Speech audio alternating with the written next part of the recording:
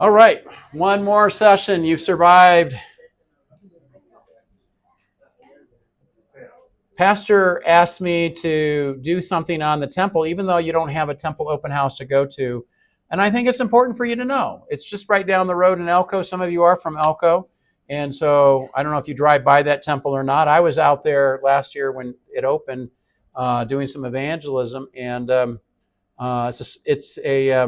not, I believe it's only open 2 days a week. But I want to talk about what goes on in there so you have a better idea. And again, if you want to go to Salt Lake City, 6-month open house. We're going to be so busy at the Utah Christian Research Center. This is a picture of that Elko temple. And you might wonder, I heard the angel Moroni is normally on the top of temples. It's not on this one. In fact, most of the temples being built new now are not putting on Moroni. Moroni was the last living Nephite, according to Mormonism, in the 5th century AD, who buried the gold plates that his father Mormon had compiled in New York. And then he comes back later as an angel in 1823 and tells Joseph Smith supposedly about these plates. Joseph Smith visits the Hill Cumorah every year for 4 years, and then he allows Joseph Smith to take the plates so he can translate from them using a top hat and a seer stone.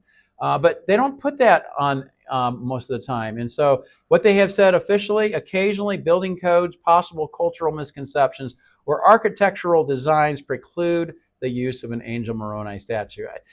You know what? They've had big disagreements with certain towns about how high their steeple can go, and they've had to fight legally and do all kinds of things.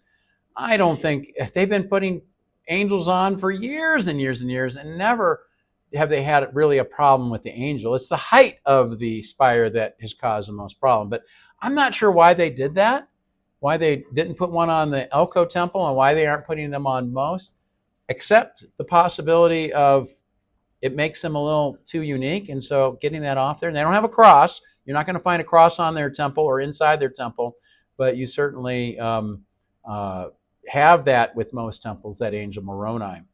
This was a groundbreaking 4 years ago in May of 2022. All the dignitaries have a gold shovel, and so it's a big deal. The church did not pay for the entire building being built. Rather, they took some of the richest men and families in Elko area, I'm sure here in Wells and other places, and asked them to donate. And so a lot of that temple was probably, I can't tell you for sure, I'm speculating, but at the same time, I know for a fact this is how they do it. They'll oftentimes use donated land. Now, this happens to be next to a golf course. And they had to close one day because there was going to be a tournament, and they were scared about balls coming into the parking lot. So they actually closed the temple one day. I'm not sure what the arrangement was with the land, how they got it. You know, if that came from the golf owners, if they gave that piece of land over or not. But oftentimes they'll build in the middle of a housing development, because if you have a temple in a housing development, the developers can charge $50,000, $70,000 more to have a temple view. It's a big deal. This building is special. It's the only one in your area, and you probably won't have anything like this anywhere close to you. I doubt they're going to build it anywhere in this area, the next one. But they did build one in Elko for the Latter-day Saints who are there. And it's a building that's open on the weekdays. This one, I understand, is only open 2 days a week on Fridays and Saturdays.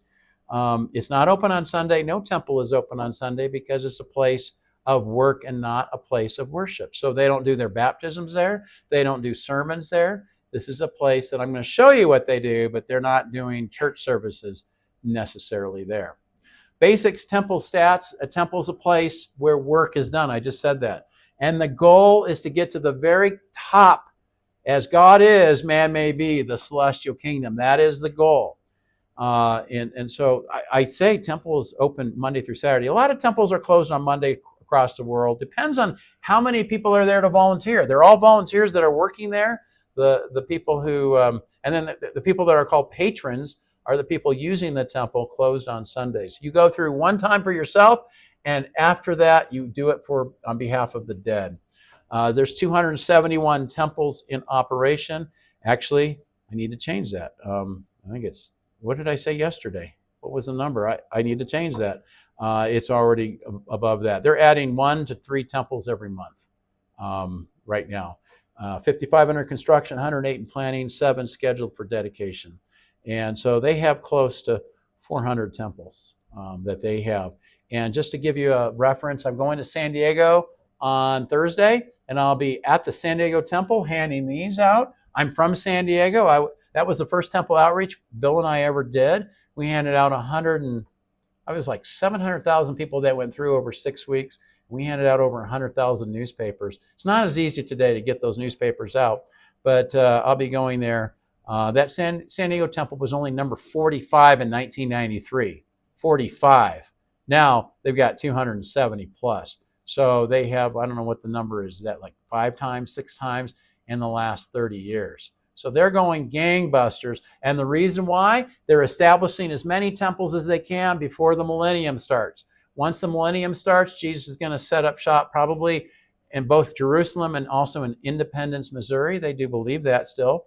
And he will conduct this to make sure that people are getting the work done for them that everybody should have before the end of the millennium and before the judgment. So everybody will have that work done. So they will have missionaries come to choose. You'll be able to choose. I like to accept the Mormon gospel. As stubborn as I am, and as much as I think I know, I could be wrong. And I have LDS family on my wife's side, and they were trying to be nice. This was years ago, and they came up to me wanting to get some genealogical information from me, and I knew what they wanted. They wanted to have that so they could do work on behalf of my dead relatives.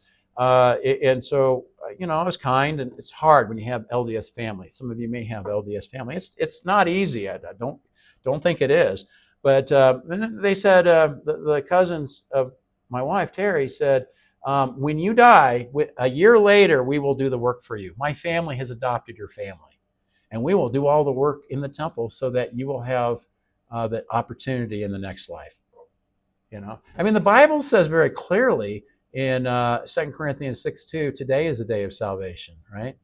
It says in Hebrews 9:27, it's appointed for men once to die, and then comes the judgment. I don't believe in a purgatory. I believe in a temporary state, like it talked about in Luke chapter 16, Lazarus. I don't believe that was just a parable. I think that was a real story. So there might be some kind of a temporary thing before the final judgment of the end of Revelation. But at the same time, I don't believe there's anything you can do to better your future. If I have people praying for me on earth, if I do penance or whatever, I don't believe that's the case. You have once this life, and then comes a judgment, is how the Bible puts it, and it never gives the impression that you have a chance in the next life. Well, in Mormonism, there is this next life. I gave you this chart. I went over this chart. I put it out here again just to remind you. The goal is to get to the celestial kingdom. You cannot get to the celestial kingdom unless you go through the temple. And the things I'm going to teach you for yourself, you have to get married for time and eternity. That's an essential. You have to learn new names of your spouse. Everybody gets the same name that day. We'll talk about that. You have to memorize that name. I, as a husband, am required to know that name. So my wife, Sally, her real name is Terry, but that's the name they gave her. Let's say I have to be able to call her up from the grave so that she will be able to come with me and deliver the tokens or the handshakes at Heaven's Gate, the celestial kingdom. And that's the goal of what you're going to learn. But Latter-day Saints are sworn to secrecy. This is not a good topic to bring up and say, what do you guys do in the temple? What is that you're wearing underneath your clothes? Tell me a little bit about the tokens you get. They're not allowed to talk about it, and you put them in a bad spot. So just to be kind, I wouldn't bring it up unless they bring it up. And this is where, if you had a chance to go through the temple and you had LDS friends, I recommend, hey, let's go to the temple. Take me to the temple and let's go through it. And could I ask you a few questions? Because you're letting me see things. I just have a few questions. They'll answer those, but unless you get an invitation to discuss that, they probably are going to shy away from that. But this is the goal, the celestial kingdom. Everybody's going to go to one of 3 kingdoms of glory, but the very best is what you want is Godhood. Why temples? George Buchanan, an apostle, said in 1871, why is it we're so anxious to build temples? It is that we may attend to ordinances necessary for the salvation of the living, us, and the dead, that we may be baptized for our ancestors who died without having the privilege of hearing and obeying the gospel. That was originally why temples were made, so the people who were before the time of Joseph Smith would have that opportunity. Today, I mean, I think you probably have heard the Mormon gospel before. You've had your chance and you rejected it. And so why are we getting a second chance? Most Latter-day Saints don't have any idea. They just think God's a compassionate God who would not want any of his children to suffer. So, you might have chosen badly here, but you can do better in the next life. Mormon temples, done for the living. You get sealed to your spouse and your family members. Your children will get sealed to you. The work that's done mainly, though, is done on behalf of those who are no longer living, and that's why genealogy is so important. They're religious about it because they're learning the names of their ancestors to help save them. So wouldn't you be interested in, if it's a hobby for you, and I think genealogy is a lot of fun. Some of you might be able to trace back 4 or 5 or 6 generations, and that's great. But I don't think there's anything wrong with that. But if you're doing it so that you can try to save them, well, I think Hebrews 9:27 and 2 Corinthians 6:2 kick into play, and there's no salvation. So I'm not going to be praying about my relatives. They had their opportunities. I don't know what opportunities they had 200 years ago, but I can't do anything about that now, 200 years later. According to another apostle, Mark E. Peterson, in biblical times, sacred ordinances were administered in holy edifices for the spiritual salvation of ancient Israel. The buildings thus used were not synagogues nor any other ordinary places of worship. They were specifically constructed for this particular purpose. Following the pattern of biblical days, the Lord again in our day has provided these ordinances for all who will believe and directs that temples be built in which to perform those sacred rites. My question is, the things that they do in there should have precedence with what was done in the Old Testament as well as during the time of Jesus. And I'm going to be honest with you. I don't see any similarity because we know what was done in the temple. You know what the temple in the Old Testament was for? Animal sacrifice. They have no place in this temple for animals to go in, to be butchered, to take their blood and put it on the mercy seat. They don't even have a Holy of Holies in the Elko temple. They're going to be doing other things. And so I know I don't like to do this, but I know people who go in and say, hey, where are the animals kept? And they're being facetious. They're just trying to say the animals were what was most important. And so the priest would put his hands on the animal and they'd cut its throat. The blood would come out, and they would take that blood as part of the atonement. There were certain holidays, including Passover, that this was done. Jesus fulfilled that according to the book of Hebrews. Read the book of Hebrews. The story is done. He finished the work. He laid his own life upon the cross. It was the perfect sacrifice. We don't have to sacrifice anymore. That's why Christians have never sacrificed. But he says, following the pattern of biblical days, I think that's important. According to Russell M. Nelson, in a general conference talk in April of 2001, he says, our Redeemer requires that his temples be protected from desecration. No unclean thing can enter his hallowed house. Yet anyone is welcome who prepares well. Each person applying for a recommend will be interviewed by a judge in Israel. He's known as the bishop. The bishop is a volunteer. He's kind of the pastor of a church of up to 500 people. If it's a ward, if it's a branch, then it's, I think, 50 people. And so the bishop will interview you, and also what's called the stake president. So there's different wards within an area. I don't know how many wards in your area, but I'm sure that includes Elko and Wells, the different wards. How many, does anybody know how many? Do you have one ward here? One. There's one ward in Wells. I don't know how many there are in Elko, but the whole area, they'll take like 5 of them. And then that guy, there's a stake. There's one building that would be called the stake center, and that is a stake president who would be in charge of them. And so the recommend is important. They're going to ask you these questions. Like they're going to ask you, do you have faith in God, in Jesus, in the Holy Ghost, in Christ's atonement? Do you believe in the restoration of the gospel, which includes the great apostasy? You can't reject the great apostasy if you want to get what's called a temple recommend, which gets you into the temple. Do you support the leaders? They don't like it when people teach against the current leadership. So do you support the leaders? If you say no, you might not get your temple recommend, which is necessary for you to be able to go to the temple. Do you live the law of chastity? Are you having sex outside of marriage? Or are you faithful to your spouse? Are you married? If you're married, then you can have sex, but if you're not married, then not. By the way, that is the entrance. That's the recommend desk. When you walk in the main doors, you would present an electronic, or they actually have paper copy still, and they will scan that, and that will say that you are worthy to come into the temple.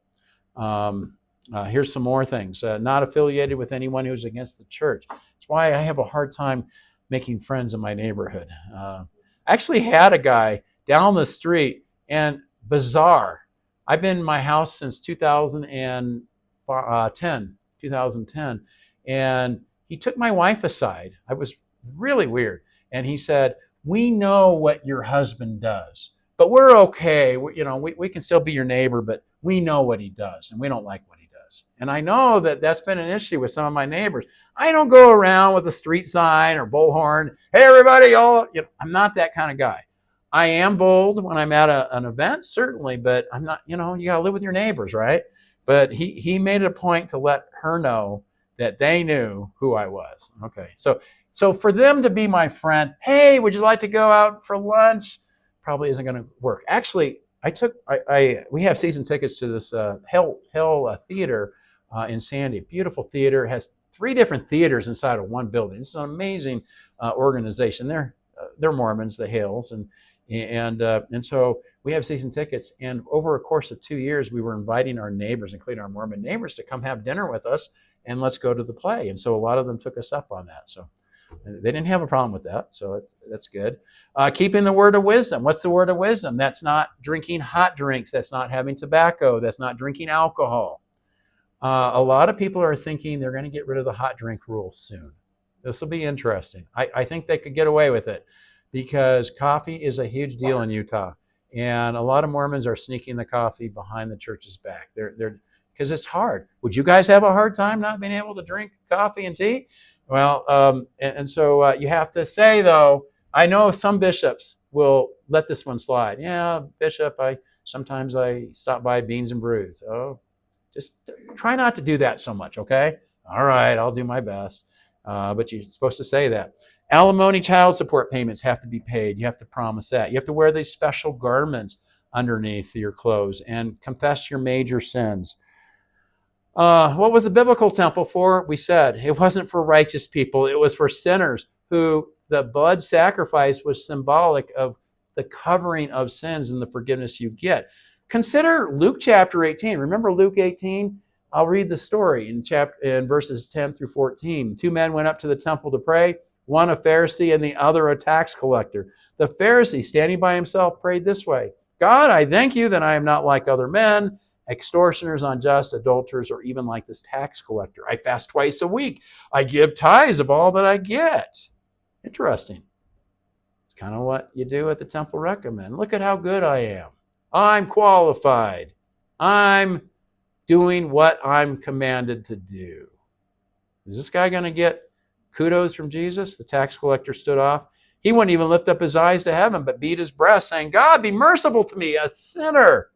I tell you, this man went to the house justified rather than the other. I think there's a danger when you start every sentence with I. I have, I did, I. It becomes very prideful. Becomes, it's based on me and what I did that earns me the right to be able to go to the temple. Anybody who doesn't have a temple recommend did not do what they were supposed to. Shame on them. They ought to get their act together. That's kind of the idea. There's 2 classes in Mormonism. There's the temple class and the non-temple class. I'm going to tell you 3 out of 4 people in a normal ward are non-temple class. Only about 1 out of 4 people actually have the recommend.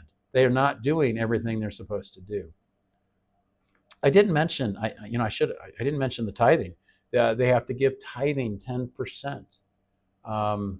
If you did not, let's say you're a lawyer and you gave $5,000 last year, he knows that you didn't make $50,000. He knows you made a lot more. So you have to do it's called tithing settlement. you have to figure out a way, whether it's by payments or a one-time payment with a credit card, to pay up to be able to keep your recommend.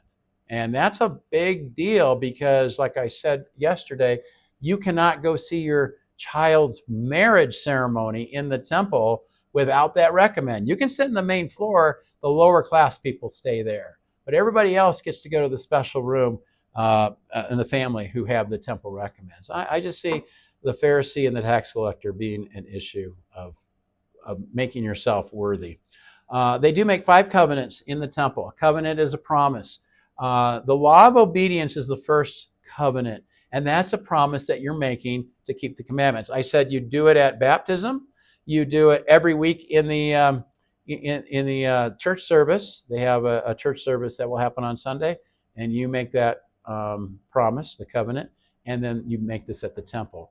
And so this is a sign that I took at one of the open house events in the temple. We promise to serve others and obey God's commandments. That's the law of obedience. And then the second one is called the law of sacrifice. That means you repent with broken heart and a contrite spirit. Third one, law of chastity, means you're only having relationships with your spouse in legal ways. You're not doing anything immoral. That would be the law of chastity. Fourth, you're living according to the LDS gospel. They call that the gospel of Jesus Christ. That's the law of the gospel of Jesus Christ. Fifth is the law of consecration. You dedicate your time, talents, and resources to the Lord's work, including the tithing, but also you're supposed to have a calling, they call it. A calling is you are going to be in charge of the primary kids, 3 years of age. And so you go to church and you know you're going to take care of them. Or you're going to be cleaning the facility once a month or whatever that is. And so there's different things that you're given as a duty. Wouldn't that be nice, Pastor, to be able to say, hey, you got callings in here. If you're going to be a member of our church, here's the list. You choose one. And sometimes you're not, the bishop just tells you, you're doing this. You're going to take care of this particular part of our ward or whatever. And so that's the law of consecration is, are you dedicating your time, talents, and resources to God's work? Now, what they do in the temple, and this is going to take the rest of the time, 4 different temple ordinances. Washing and anointings, the endowment, marriages or sealings for eternity, and the baptism for the dead. I want to go through each one because this is going to tell you what's going on in there.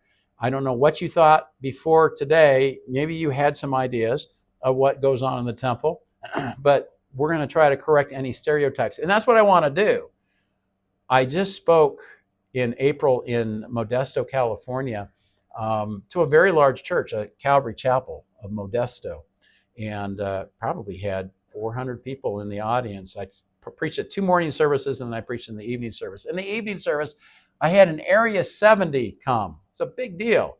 And he came, he wanted to hear what I was going to say. And I talked to him beforehand and after. I actually had a good conversation. It was fair. It was nice.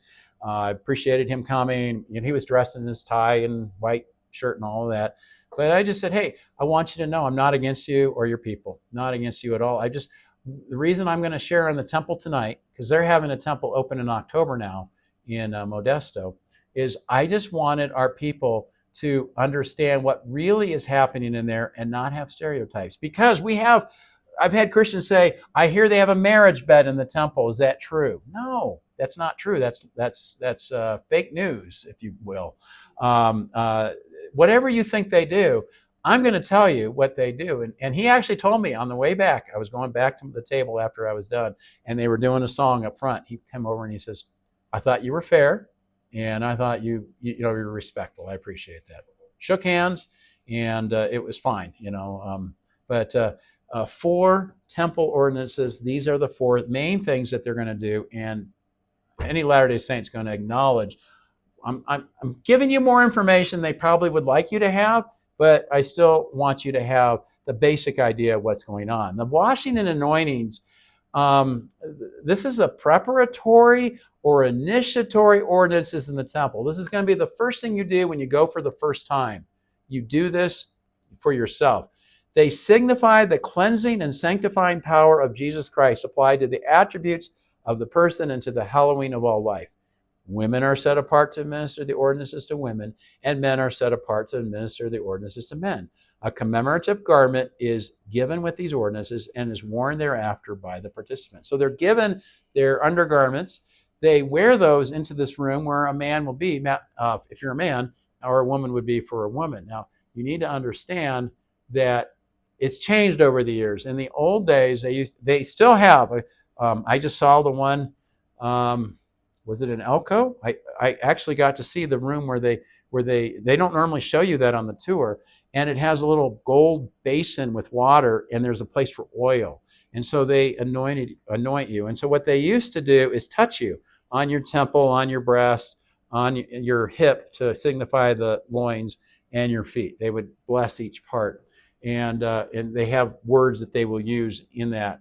And so basically setting you apart to be holy. You're considered holy when you go through with the washing and anointing. And then you receive this garment that you are commanded to wear as your undergarments for the rest of your life. Again, it's embarrassing for Latter-day Saints to talk about this, but it is something that is part of the ceremony. If you're going to be a faithful Latter-day Saint and go to the temple, you have to wear this. And so it's done only the first time. So it could be done as a missionary. When you become a missionary, you go through the temple. Or if you're just getting married. If you're getting married, then you would go in and do the washing and anointing for yourself. Just so you know, they will have people for the dead, and they will do them multiple times. So if you're going to go through the endowment ceremony for somebody who's dead, you don't necessarily have to go through the washing and anointing. Sometimes they'll have kids, teenagers doing that, and doing that on behalf of the dead. So you may only do it one time. You may only do this one time. I've never been through the temple, but my friend David Johnson, a former bishop, has many times. And he told me that. I didn't know. I thought every time you went in, you would do a washing and anointing for the person you were getting the work done. And he said, no, that's not the case, actually. You might only have gone in once. And somebody else is doing that part. And just like the baptisms for the dead, which I'll get to. The garment of the priesthood. This is their undergarments. The white undergarment worn by those members who have received the ordinance of the temple endowment is a ceremonial one. All adults who enter the temple and are required to wear it. In LDS temples, men and women who receive priesthood ordinances wear this undergarment and other priestly robes. The garment is worn at all times, but the robes are worn only in the temple. And I'll show you some pictures in just a second of what that looks like. Having made covenants of righteousness, the members wear the garment under their regular clothing for the rest of their lives, day and night, partially to remind them of the sacred covenants they have made with God. Now, in the old days, and especially in the Midwest, you would have Latter-day Saints who would never take them off. Even when they were having relations with their spouse, they would have, even on their legs, they would have it, because there was this idea of almost like a good luck charm. If I take that off, something bad could happen. When they took a shower, maybe they would they would take the shower but partially have that on, and then they would dry themselves, and then they would put on the new garment. Now, that would be probably very few, but there were people who took that so seriously. So the garment is a really important thing for a lot of Latter-day Saints. Today, athletes who are Latter-day Saints and others won't wear their garments because they feel that they don't want to desecrate them. Although that didn't stop farmers for many, many years who would wear them even in the heat of the day. This is what the old style looked like. You can kind of see. So if you see a guy, the men will wear white shirts. And if you see a circular, looks like an undershirt underneath that, then that is his garment. And the white shirts, it's easy to see that. But you can kind of see, and if you look at the women's, I mean, for years they've complained too restrictive. It's not something I want to wear. It's too hot in the summer. I want to go out with shorts in the yard and my garments are showing. Well, the church, being very compassionate, decided that they would do some changes. By the way, there's markings in there that come from Freemasonry. If you're familiar with Freemasonry, Joseph Smith was a high-ranking Mason, and he incorporated a lot of the secrecy of the Masonic Lodge into the temple. So there's a naval mark, mark of the compass, mark of the square. These are from Masonry, Freemasonry, knee mark. So you're wearing these things that have insignias on them. It's kind of a little creepy to think about. I mean, what kind of power could this possibly have with Satan? You know, I mean, you're wearing these pagan markings on there. Well, I mentioned the women. Well, just last year, the church said, we're going to listen to you. We've got sleeveless garments for the women. And so this is what they look like now. It's a lot lighter, a lot better for the women. So they apparently were selling so many in the first week, they ran out. So we promised we're going to get there. It was a huge demand because the other things are just too clunky and too hard to wear. So anyway, that's the new look for the women. I don't know if the men care so much, but they are wearing that if they're faithful. At least they're supposed to. Now, in the actual endowment ceremony, the lecturer says, you have had a garment placed upon you, which you were informed represents the garment given to Adam and Eve when they were found naked in the Garden of Eden, and which is called the garment of the holy priesthood. That's what it's called, the garment of the holy priesthood. This you were instructed to wear throughout your life. You were informed that it will be a shield and a protection to you, inasmuch as you do not defile it, and if you are true and faithful to your covenants. You do what you're supposed to, this will protect you. They did a 60 Minutes interview back in the late 1990s, and they interviewed Steve Young, who at the time was the quarterback of the San Francisco 49ers, and Mike Wallace said, do you wear your garments when you play? He says, no, he says, it desecrates them, which is interesting because Steve Young had a lot of injury problems. I wonder if he had worn his garments. Maybe, I'm not trying to be too rude, but at the same time, if they protect you, why weren't you wearing those? But then he interviewed a guy named Marriott, who was the son of the founder of the hotel chain. And there was a boat fire, and the boat fire burned up the outside of his clothes, but his garments were left unsinged. And he credited those garments for saving him to Mike Wallace. You can go see the interview on YouTube if you wanted to see what I'm talking about. I'm not making it up. So there's almost like this idea of a good luck charm in the sense, if I'm wearing these, then I'm going to be protected. And yet Mormons have tragedies happen all the time. Missionaries die in the field wearing their garments, and people, suffer tragedies.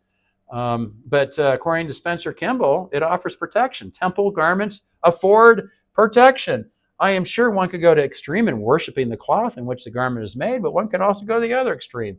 Though generally, I think our protection is a mental, spiritual, moral one, yet I am convinced there could be, and undoubtedly have been many cases where there has been, through faith, an actual physical protection. So we must not minimize that possibility. So Marriott took that seriously, and he said, well, Kimball said this could have protected me, and I think it did. So that was his idea. Now, this is what in the temple, you wear what are called robes, and this is a fig leaf apron. Until recently, in the ceremony, Lucifer plays a bigger role than Jesus.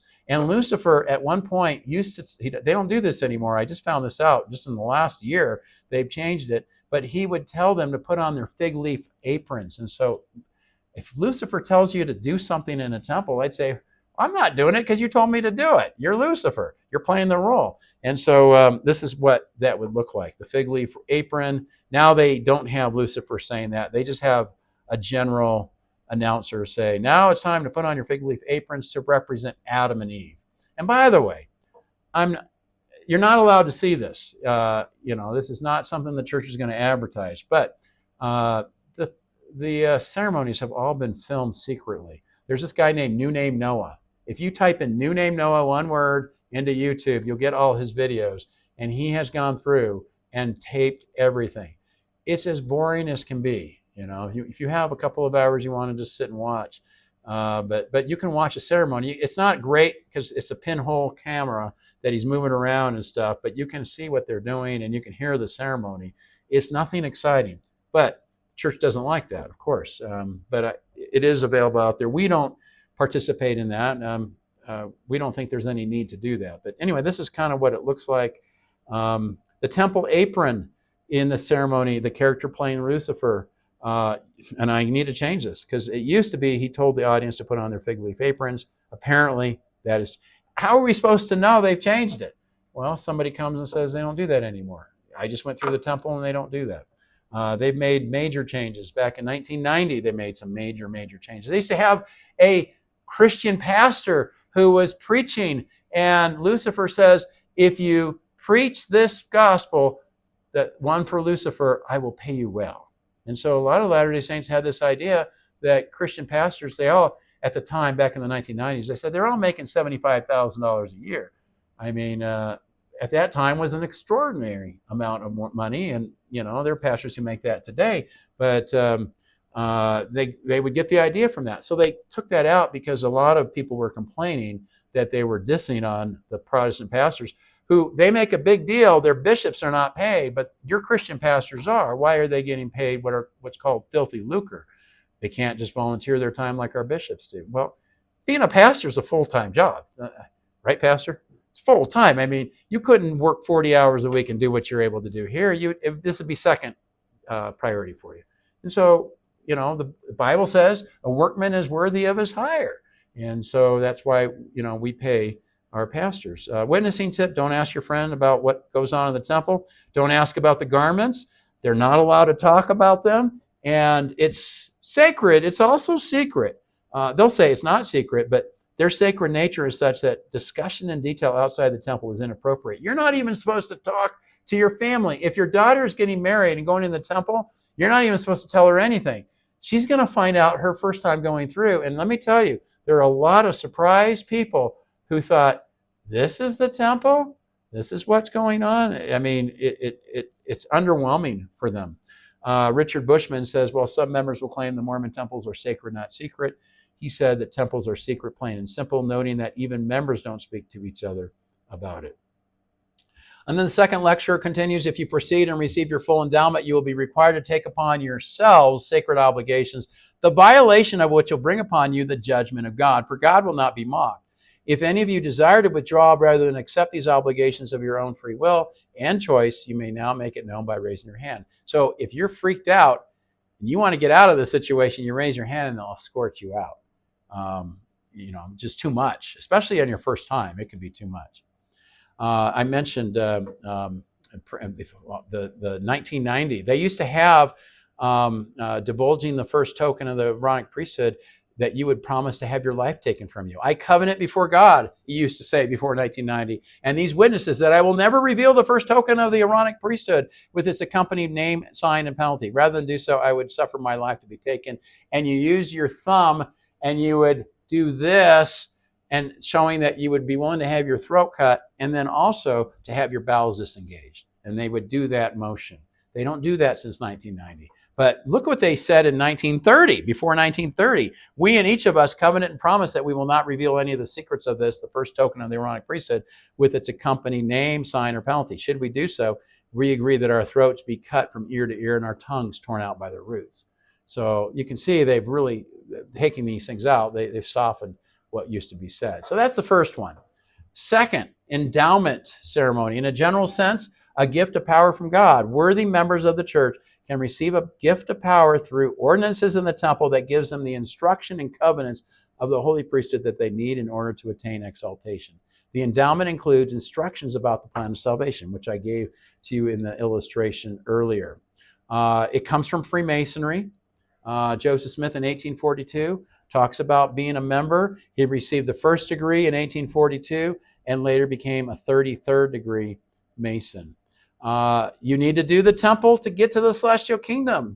Brigham Young said, it's necessary for you after you've left this life, after you die, to enable you to walk back to the presence of the Father, passing the angels who stand as sentinels, being enabled to give them key words, signs, and tokens pertaining to the holy priesthood, and gain your eternal exaltation in spite of earth and hell. So if you want to get to the celestial kingdom, you have to go through the temple. So what you're going to learn, you're going to get new names. Each of you gets a new name. Men will all have the same name. Usually they're Book of Mormon names or Bible names. It could be Jacob and Sarah are the names that day. So the men all take Jacob, and you can actually go online. There's a website that keeps track of the name. If you forgot your name, you go back, oh man, I forget what my name is. Go back to that day and it will tell you what your name was, because that's important. You need to remember that name. If you have dementia, I'm not sure what's going to happen, but you're supposed to remember your wife's name as well. Tokens, handshakes, I'm going to show you those in just a second. I'm going to show it to you right now. It's from Freemasonry. There's 4 tokens. There's the first and second token of the Aaronic priesthood and the first and second token of the Melchizedek priesthood. So what they're going to do in this room called the terrestrial room, you go into this other room, it's the telestial room. I think in the temple here, I think they combine those two. So you do all of this in one room. But in most temples that are bigger, they'll have the telestial room and the terrestrial room, and it has a curtain there. with slits in it.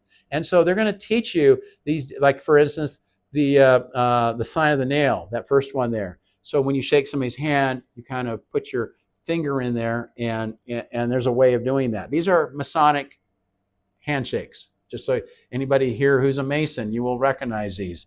And so there's different grips that you give that will are what you need to be able to give when it's time for you to get into the celestial kingdom.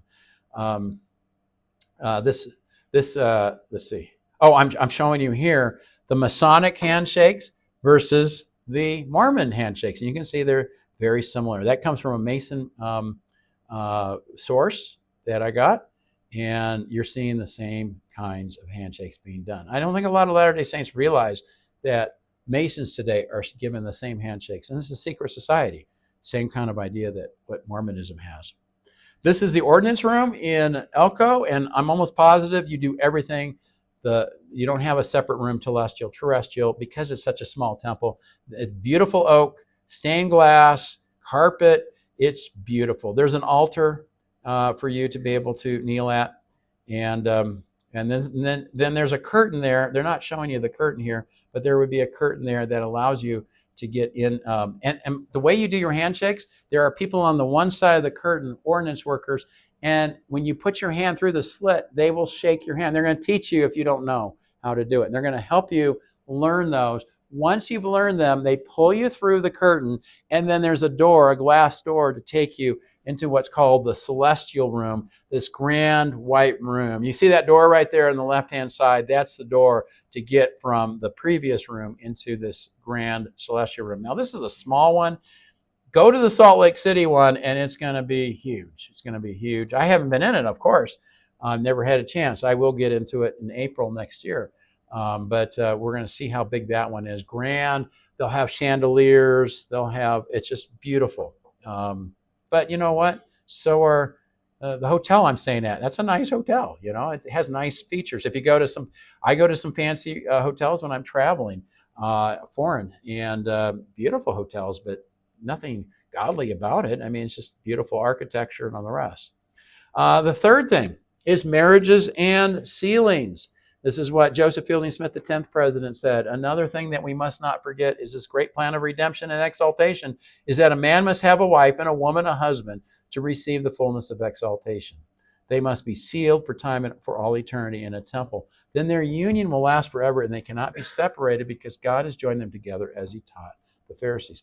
There's a big push with the progressive movement, and especially with Gen Zers and millennials, that shouldn't we allow homosexuals to get married and be a part of our temple? It misses the point of the Mormon temple, because the temple is meant for the celestial kingdom, is meant for you to be with your spouse so you can procreate. And people of the same sex or gender, they're not going to be able to procreate. So why would they even want to go into the Mormon heaven? But huge BYU, a lot of different things going. We have the largest, I'm not proud about this, we have the largest gay pride parade this side of the Mississippi after San Francisco. Salt Lake does. I mean, we have a huge, Salt Lake City, very, very liberal. The entire government's all liberal progressives, and we're very big on, I mean, you drive through Salt Lake City, everybody's wearing the rainbow flags, and it's a big deal. So anyway, but the church has maintained that the temple is only for marriages that are between a man and a woman. They haven't given that up yet. We'll see if things change in the next years, but there's some signs on the writing on the wall that there might be some changes. We're not sure if that's going to happen or not, but we're surprised by some of the things they're doing now. So this is the sealing room where you would get married. The husband and wife would be on each end of the, you can see where they would kneel down, and they are not only getting married for time, this life, but they're getting married for eternity. This is part of the ceremony. Brother so-and-so, do you take sister so-and-so by the right hand and receive her unto yourself to be your lawfully wedded wife for time and eternity, with a covenant promise that you will observe and keep all the laws, rights, and ordinances pertaining to the holy order of matrimony in the new and everlasting covenant. And this you do in the presence of God, angels, and these witnesses of your own free will and choice. So that's part of the ceremony that they will do. It's a short ceremony. And after both say yes, they say, by virtue of the priesthood and the authority vested in me, I pronounce you husband and wife, legally and lawfully wedded for time and all eternity.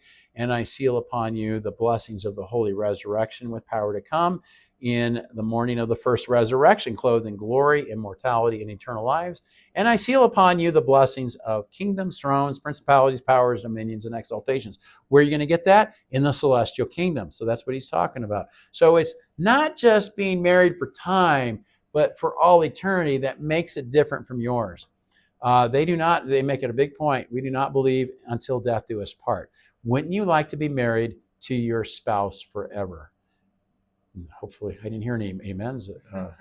Maybe not. And so this is something they think romantically. Won't it be nice to be with my wife?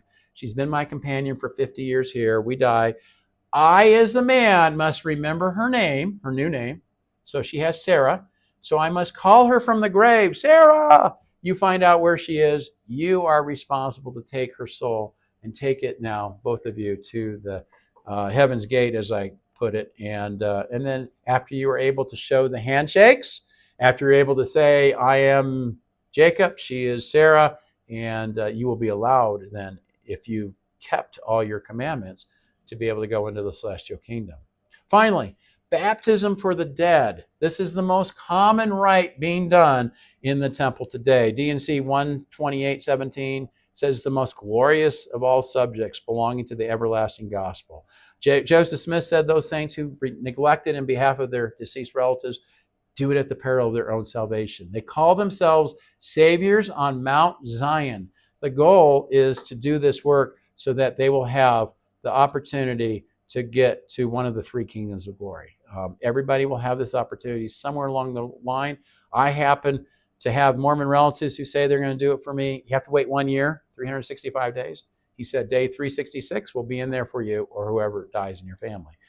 And how do you deal with that? You say, I don't want you to do that for me. Yeah, just, okay, you can do that if that makes you feel good, I guess. But I don't agree with it, but hey, I got insurance policy right there, right? But you all get it. During the millennium, that your work will be done as well. The dead will have an opportunity, according to Hinckley, through living proxies, people who come into the temple to do the work. They stand in behalf of the dead. The same ordinances are available to those who have passed from mortality. In the spirit world, they then are free to accept or reject these earthly ordinances performed for them, including baptism, marriage, and the sealing of family relationships. There must be no compulsion in the work of the Lord, but there must be opportunity. So they want to give the missionaries a chance to come and visit you as a dead person, that you will be able to have that done. This is the baptismal font in the Elko Temple. It's like a jacuzzi. It's warm water. You would go in there, and then you are going to get fully immersed. They have a certain thing they will say. I didn't take this picture, but they're standing right at the pulpit where somebody will have a computer, and they'll be doing work there. And then one person, youth groups will come in here. 12-year-olds will come in here, and they can get dunked 10 times in a row for different people. So they actually have to be fully immersed. There's witnesses to make sure every piece, even their hair, is completely under. They come back up, and that's done. Now they do the next guy, and they will do that multiple times. You bring in your names of people you want to have this work done for you. Was it like the Jerusalem temple? According to Joseph Fielding Smith, when the Temple of Solomon was built, we read of a molten sea, 10 cubits from one brim to the other. It stood on the back of 12 carved oxen. That's what this one is. That's oxen that are found in the Elko Temple.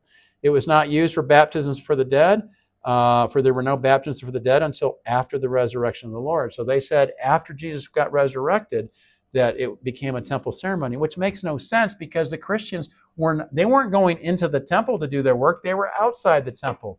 They were in the, for instance, they would have been outside the Gentile area. They would have been outside where the steps were. They would not have been inside there. But they said, there's no sense the Jews would be doing this. It would be something for Christians only. However, in the Bible talks about that the Babylonians destroyed it, and the sea was for the priest to wash, and that was the problem. It was the Assyrians who destroyed it in 2 Kings 16, and so the sea was taken off the bronze oxen that were under it. He put it on a stone pedestal. but destroyed by, I got that wrong. It is Babylon. 2 Kings 25, the bronze sea that was in the house of the Lord, the Babylonians broke it in pieces and carried the bronze to Babylon. So that sea wasn't even there during the time of Jesus. And then, so the second temple did not have a bronze sea. Here's a layout of this. There was a laver or a basin, but it was used for washing. It was bloody business they were doing, never used for baptisms. Now, they have done baptisms for a variety of people. Here are some of the people that they have done this work for. They're not supposed to do Jews anymore, Jewish people, but they have over the years done Holocaust victims, including Anne Frank and others who will have the gospel presented to them.